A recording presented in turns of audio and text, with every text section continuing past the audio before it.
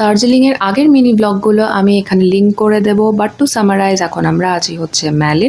আর এখানে এসে আমার ঘোড়ায় চড়ার খুব শখ হয়েছিল, তো ঘোড়ায় উঠেছিলাম। 100 টাকায় 3টে রাউন্ড ঘোরাবে বলেছিল, বাট ঘোড়াটা এত বেশি এদিক ওদিক করে দুলছিল আমার মনে হচ্ছিল যে আমি পড়েই যাবো, তাই একটা রাউন্ডের পরে আমি লোকটাকে বললাম নামিয়ে দিতে। যাই হোক, সেদিনকে সানডে ছিল, তো ম্যালে প্রায় অনেক দোকান বন্ধ ছিল আর আমরা চলে এসেছিলাম এই মহাকালের মন্দির। অনেকটা উঁচুতেই ছিল, তো অনেকটা ওঠার পরে আমরা ফাইনালি মন্দিরটায় পৌঁছাই। এত অদ্ভুত জায়গাটা, মানে মনেস্টেরি আর মন্দির একসাথে ছিল, খুব সুন্দর লাগছিল বাইরে। আমরা চলে গেছিলাম তারপরে গোল্ডেন টিপসে চা টেস্ট করা হলো আর প্রচুর চা কেনাও হলো। প্লাস গোল্ডেন টিপসের এই ক্যাফেটাতে এত সুন্দর ভিউ ছিল, সেদিন একটু শপিং করা হলো। দেন আমরা হোটেলে ফিরে এসেছিলাম, তারপর একটু ফ্রেশ হয়ে আমি, দাদা, দিদিভাই আবার বেরিয়েছি।